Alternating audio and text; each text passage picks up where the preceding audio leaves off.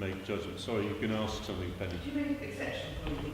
I'm representative of the NNRA, the Northern Union Residents Association, which actually covers this area, which seems to be sort of blanked out of this whole discussion. The bit basically in the West Fields and Carpen we've heard a lot about, but actually the interface of all these 4 streets are all residential, they're neighbourhoods.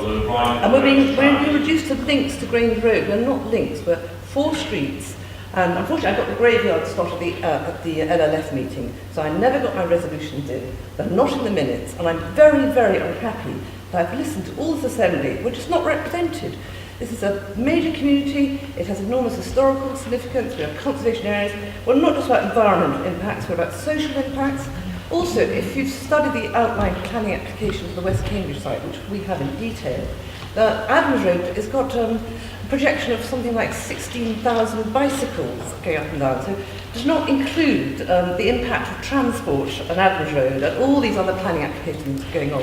We've got to have a holistic view, but I really resent our road called links to Grange Road on this traffic scheme. You know, we are residential streets. There's Herschel Road, there's Adams Road, and even the rugby ground is a very special area. So can we just recalibrate that we are not links, we are residential and have just as much impact as Carpen Village, the suburban approach roads. It's really important. I'm very unhappy. I'm sorry, on the back of that spectrum, I have to support this view, which I did express in my letter to you. Yeah, but I specifically raised it because I'm recognising that it has a significant impact and we need to have a close look at it. It hadn't been raised by anybody else in the discussion all day. There hadn't been a question about it and there hadn't been that. So the reason I raised it was perhaps the same language as in some of the sort of technical approach to it, but we recognise that we have to think about very closely if this develops, how actually that is rooted.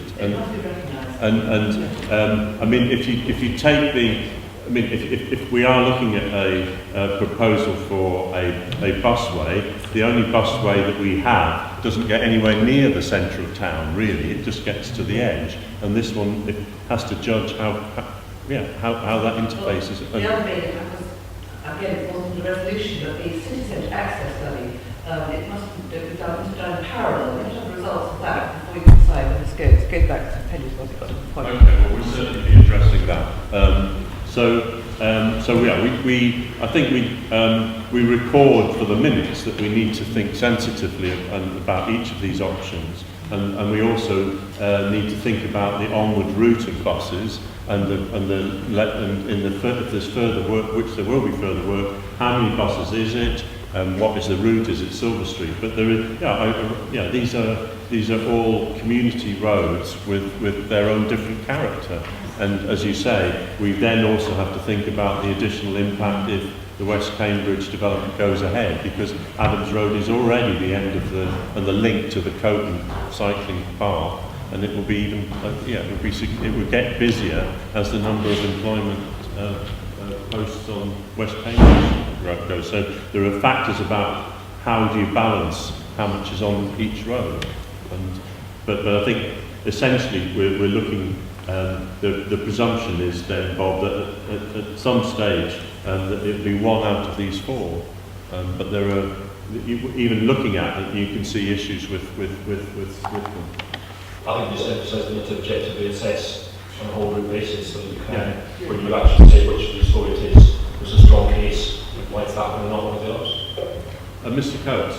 Just one thing that emerged earlier in this discussion. When you talk about the northern route, you referred to the, I think you meant Mr. Bates, I think you referred to the Manning Wood as being an SSI, you referred to the, obviously the American Cemetery in Grade 1. But I think it's very important to also remember that Cambridge has 1,500 listed buildings. Actually, a particular area where these bus routes are going through has something like, I think, 40 registered, some vast number of registered parks and gardens. And I'm a bit concerned, partly echoing I think what Penny said, is that actually on a global level, you know, we're fussing about the Manning Wood, and actually this bit here is potentially a World Heritage Site. And I think that what I see attempts to improve on the situation west of the M11. And what I see going forward with this thing is massive community resistance to the West Government site, but we'll just crack on with these plans. And to some extent, what Penn is saying, arguably it should be going on any of these roads, quite frankly. Well, I'm just asking, there's no remedy going on today of what the LNF said about the east side of the M11. There's no change to the plans. Well, we as there's been discussions about elements to the west of the M11, I think if we take a decision to proceed with this catchment area tonight, then we would want to have engagement with the LNF and with others about some of those issues. Now, there may be people that say on principle we don't like the whole thing, and we respect that is a position to hold, but if there are people that want to discuss some of the detail and challenge some of the elements within this, then we will have a discussion. Well, as you know, we've provided mountains of detail for you, so all I was making sure was that we demonstrated that we are going to think about both the routes and the priorities of the routes within that catchment area, and also the impact, because the route is a continuum that reaches Grange Road, and at that point there are roads of considerable style and with various environmental protected areas and other elements to them. So we'll come back to that issue. So there was a point in the Assembly's recommendations where you actually made a suggestion on process, I think, that if on this scheme it comes back, then you wanted it to actually be effectively to be reported back. So when I start going through the recommendations, including any changes, then I just want us to have a look at that. So one of the suggestions is that we bring back the results, including of the on-road versus off-road options, as well as the choices on the different elements that we're looking at to both the Assembly and the Executive Board ahead of the next round of consultation. It's not. It's making sure that there's an input from the Assembly and the Board, and it's also an opportunity to make sure the next stage is well publicised and there's a discussion about some of the issues before it starts. Yeah. So that was basically building on your suggestion of process. What I was going to say, Chair, is obviously we were looking at 3A and 4. Obviously we can look at 3A and on-road in the same context, and it's just such a big decision that's coming. I think it's only appropriate in the Assembly too that we could have another bite of it and before consultation. Okay. And then another issue was just making sure that the eastern section is delivered as close as possible to the A428 section. Yeah. So I think I've covered all of the issues that are raised. Have I covered, are there issues from the local liaison forum that I haven't covered?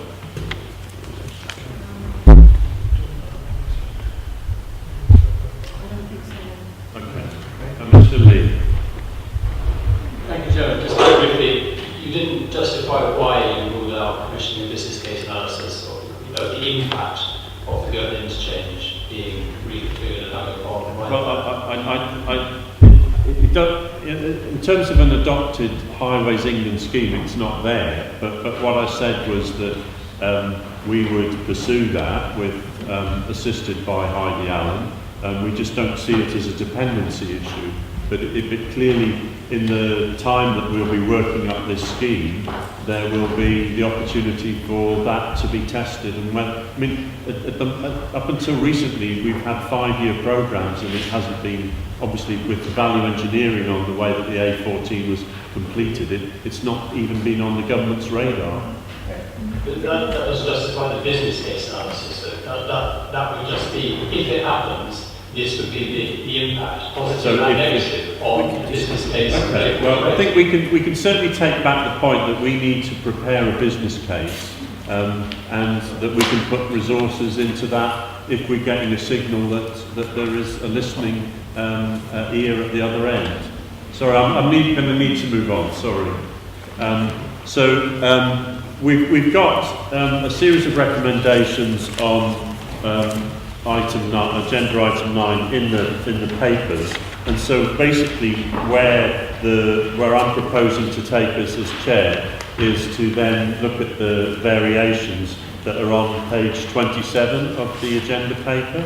So the proposal, based on the discussions and the various issues that we've addressed, is that we've got in paragraph 3 and under recommendations that we stick with the wording of 1 and 2, that we add the wording from the Assembly on 3, which would read almost identically, I think it's identically, a green principle that the possibility of a segregated cross-country super cycleway running close to or through the key villages between Bourne Airfield and the M11 should be explored as part of a wider examination into improving cycle links between the settlements. So we add the wording there, which I've got here, that we instruct officers to undertake a topographical survey of the A1303 from the Madingley Monthly M11 and undertake a preliminary design, so it's in 2 stages, and we can release the topographical survey when it's completed, but then undertake a preliminary design, which is likely to happen just after Christmas, to assess whether or not it is feasible to provide a 2-way busway, cycleway and road within the existing highway boundary, and we share the information with the LLF. That we've got, that alters, so that becomes, that's part of it.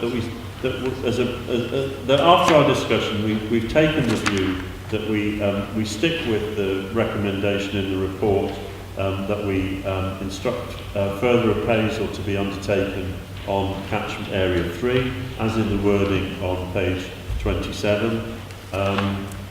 That in terms of the park and ride over onto page 28, we've got a proposal that we've now got a variation, because we've changed the name of what was 3/2, and so we basically, the wording is that we instruct officers to undertake further appraisal on the new park and ride at either Scotland Farm or a new location 4, which combines site 2 and the northern portion of 3, with the remainder of 3 not to be used for any park and ride facilities, in line with the plan that has been circulated. And then we reference the design criteria. Then we're adding request officers to ensure designs for the Western Orbital bus route, the bus route through North West Cambridge to the Science Park, and the management of buses in the city centre fully integrate with this project, in line with the wording that the Assembly added, and also the wording that the Assembly added, seek to deliver all of these schemes as close in time as possible to the eastern section of the A428 Cambourne scheme. Then we've got existing wording that we've proposed, but we're probably just giving some emphasis to the local liaison forum, because we specifically want the input from the local liaison forum, but that then includes, which is including the parish councils and the wording that's in the Assembly and the report that's in front of us. Then we've got little a, little b that we have, but we need to amend little b, because we're now offering either Scotland Farm or location 4. Then we've got an extra C that we bring the process issue of bringing back the results of 4, which is the topographical survey, plus A and B being the route and the park and ride proposals, to the Joint Assembly and the Board ahead of the next round of consultation. And then in terms of the current C and D, I want us to delete the deadlines, not because we won't come to reports that will be roughly about these times, but we just don't want to specifically state deadlines, because the amount of timing and the work depends on what we decide. So until we actually make proposals about routes or park and rides, we're not in a position to stipulate a date. So I've got a series of wording bit in front of me. I don't know if you... I've seen it. I've seen it. All right, well, if you've seen it by me passing it along, then that's fine. Are you? Okay, so we are reaching a conclusion, and so I would therefore put the proposals as amended with the changes, some of which take account of issues raised by the local liaison forum, some from the assembly to the vote. So can I ask those in favour of those recommendations to indicate, please? Okay, and that means that there aren't any against, and we don't have our other members with us. So I think that concludes item 9. I would like to thank all of the 25 contributors to the discussion. And